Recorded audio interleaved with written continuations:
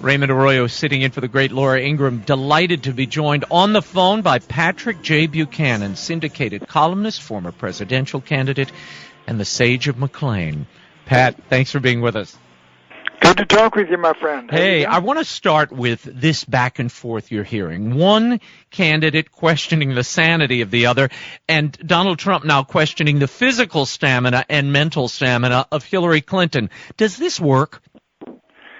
Well, I don't know that it works if he's challenging the physical stamina of Hillary Clinton, but you do get these reports which pop up every so often on Drudge that she slips and falls and that she had a bad incident back in 2012, that she had to wear glasses and things like that.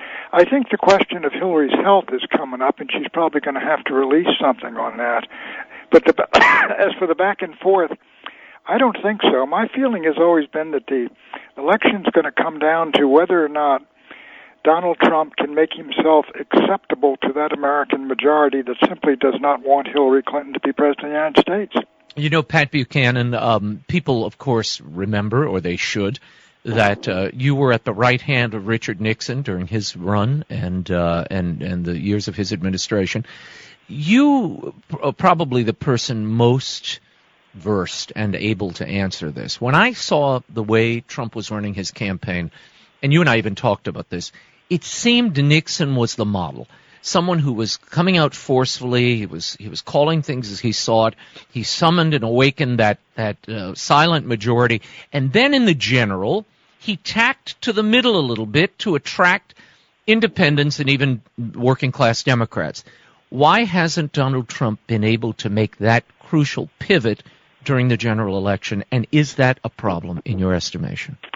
Well, there's no question, but Nixon had a very unique problem in '68. We had Wallace running to the populist right, who was in control, really, of the Deep South, and you couldn't get that from him. And then you had Humphrey, who was really who had been a populist, but was a man of the center-left. So Nixon had to maneuver between the two of them and use Agnew to fight Wallace in the South. But Trump has had a golden opportunity, I think, around the time of his convention and right after, because an awful lot of people I talked to who had been skeptical of him were looking at him and saying, well, you know, can the guy do it? They don't want Hillary.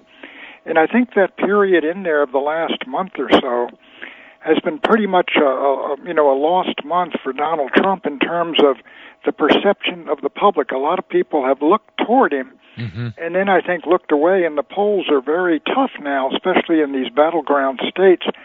I think he needs some kind of major event intervening which shakes up the board, if you will, almost turns over the tables.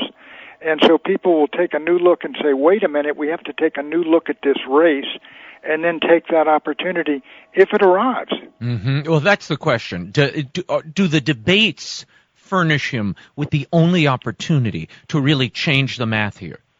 I'm worried most. I'll tell you, these national polls, I don't give any credence to. I don't care about the national polls. I mean, he's down, 9 points in one of these national polls. It is the battleground polls that are much more concerning, wouldn't you say? Oh, yeah, I agree 100%. I mean, we can go into the blue wall, the 18 states and District of Columbia that have gone Democratic in all 6 of the last elections, and Hillary sort of starts out with them. And I don't know any of those she's losing, and now she's becoming very competitive in Ohio and Florida and Colorado and these other places to add to that basic total, which would be very, very difficult. But I do agree there's got to be some kind of event intervening, and events have intervened, whether it's the Vladimir Putin looking through his file of emails or WikiLeaks or whatever it is. Do they have something? And also it could be something abroad, some horrendous atrocity in the West or in the United States, something like that causes people to refocus. But the debates, I'll be honest, I think the debates are the place, but Hillary Clinton is I don't see her as being a great debater who's going to score points off him and win, but I do see her as someone who will sit there and go the distance, if you will, like one of these fighters who simply will not go out cold and will last the 15 rounds, and who will not panic, and who will not say something that really steps in it the way Gerald Ford did, for example. Right. Well, So you I saw think that in her debates with Bernie Sanders. She would just stand there and sort of take it, and then she'd fire back at him. You know, she exactly. She'd sit there and take this abuse and come back. And again, as a candidate, you know, when you just started off, she to me there's a very grating voice, if you will. It's almost shrill, and the country, I think, just does not want her. But they've got to be given an acceptable and desirable alternative. And that's been Trump's job, and that's been Trump's problem since the convention.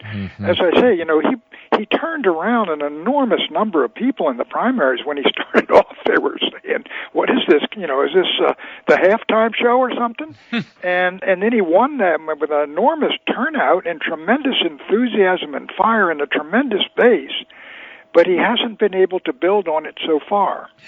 Pat Buchanan, there is a wonderful piece, insightful, I mean, by wonderful, not necessarily the prescription, but the data in it. There's a Politico article called Why Trumpism Will Outlast Donald Trump. And it talks about 65% of white Americans who are exercised about things like immigration and trade. And, you know, these are folks in the Rust Belt. And that they're not going anywhere. This is a chunk of the Republican Party that whether Donald Trump is here or someone else, it must be addressed. And here in Washington, I'm hearing all sorts of people this week talking about, oh, well, you know, when Trump's gone. I mean, they've already basically given up on him, some of these people. Well, and you know, that seems premature, A. But B, they're falling right into the old patterns that in many ways created the opportunity for Donald Trump to lead the party and take over. Well, you're right. What what Thomas Wolfe said, you can't go home again. Look, we cannot repeal 2016. What that showed is there's an enormous constituency out there that bleeds over from the Republican Party into the Independents and the Democrats, an enormous constituency that is concerned about the deindustrialization of the country, about the arresting of wages, about jobs going overseas, about the borders being wide open, about the cultural, ethnic, racial, religious changes taking place in America. It's enormously unsettled, and it's concerned about us going into all of these wars abroad, and he tapped into that. Now, you cannot go back to the neocon playbook and say, well, you know, we're going to have a battle in the Black Sea with the Russians again, or open immigration, open borders is a good thing. It's not going away, and you can see some of these things, Raymond, clear and speak to them almost more clearly. You don't get politically incorrect. If you take a look at what is happening in Europe, to the countries of Europe and the European Union and the rise of right-wing and populist parties across Europe, they're reacting to things that are happening. They're reacting to reality. And to fall back into the old Republican playbook for a Cold War that no longer exists and for times that no longer exist, I think they're going to attempt it. I read one of these conservative columnists and saying, well, when Trump's gone, the rebuilding must begin. Right. You mean we're going to try to take the country back to that? You can't. No. The country is moving forward. Right. You know, there's a piece, Bill McGurn in the Wall Street Journal. He says, he quotes a writer who says, who is this? A National Review article that says Trump's voters are stupid whites who are embittered because they're losing out in the global economy. But Bill McGurn writes, a new Gallup paper suggests this may be a caricature that misses the fuller picture. The analysis by Gallup senior economist Jonathan Rothwell, who looked not only at Trump voters but where they lived, found the results showed mixed evidence that economic distress has motivated Trump's supporters. Some of them are less educated and more likely to work blue-collar jobs, but they earn relatively high household incomes, and they're living in areas that are exposed to trade and immigration, and that does not increase Trump's support necessarily. So it's showing that, in fact, in areas where people were more affected by immigration and competition from Chinese imports, support for Trump declined. So that may not be motivating them in isolation, Pat. No, I do think cultural changes and ethnic changes, and you know the phrase you always hear in this isn't the country we grew up in. And I talk to some African American folks and they say, no, it's not. We've come forward, and you do have civil rights laws and things like that. But you've also got the enormous problems, for example, attendant to the educational system, which is not working. You've got illegitimacy, you've got crime, you've got drugs, you've got a toxic culture and the rest of it that affects both communities and the whole country. And I think this reaction, this resistance and recoil is, to me, in a way, it's, someone wrote, I almost forget the phraseology. He said, yeah, I am a reactionary because only a corpse does not react to the maggots crawling upon it. And it was a pretty paleo statement. Yeah, I'll say. But it has a ring of truth to it, and people are reacting. They're not reacting against the civil rights laws of the 1960s, but they do wonder what is going on in Milwaukee. Mm-hmm. What is happening when someone was shot? Okay. He was an African-American fellow at 24 years old. He had a gun with 23 bullets in it, which is probably illicit. And he was shot in a shootout with an African-American policeman, and all of a sudden a small part of Milwaukee is burned down. Mm. And so I think that people look at this and they say, what is going on in this country? I remember those days, Raymond, probably before you were born, sure. In Detroit and Newark and Watts and D.C. after Martin Luther King was shot and 100 cities burning up. But are we going back to that again? Yeah. I want to play something for you, Pat. This was Donald Trump trying to reclaim the message and advance his own candidacy. Yesterday he gave a much-touted foreign policy speech. At the heart of it was this message for screening immigrants and their ideology. In the Cold War, we had an ideological screening test. The time is overdue to develop a new screening test for the threats we face today. And he calls it extreme vetting, Pat.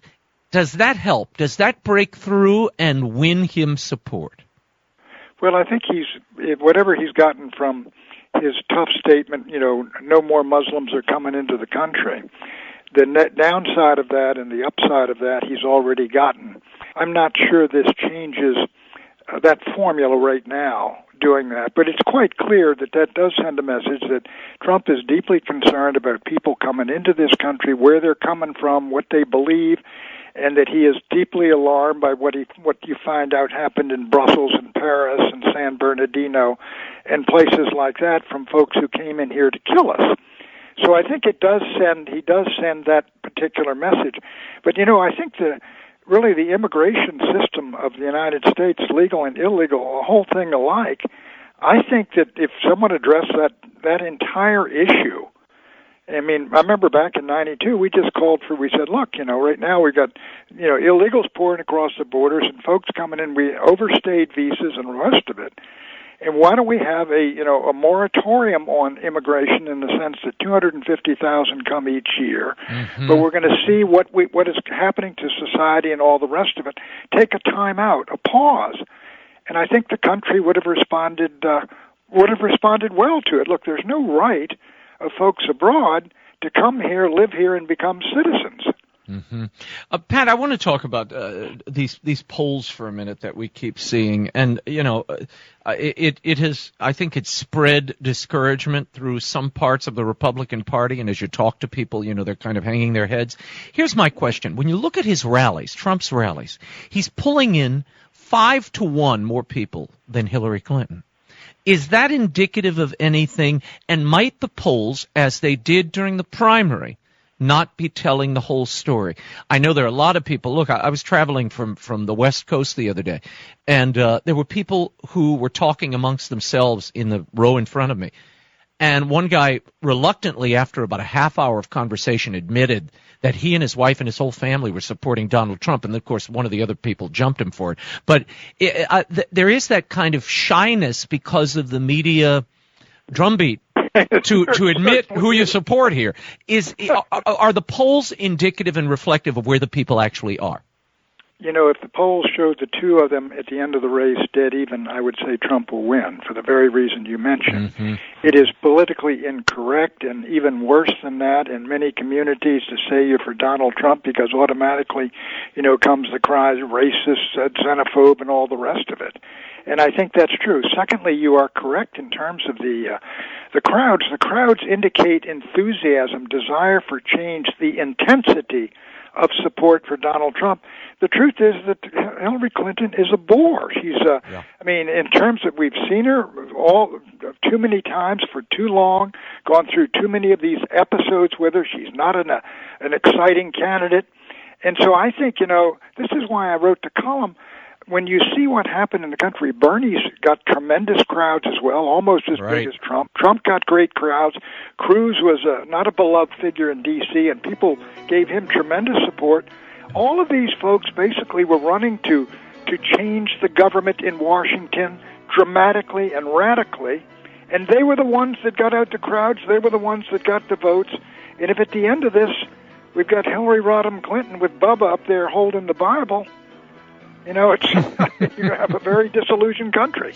Pat Buchanan, insightful as always. Thanks so much for the time, and we will see you soon. Pat Buchanan's columns, of course, online, and he's always so prescient. Thank you, Pat.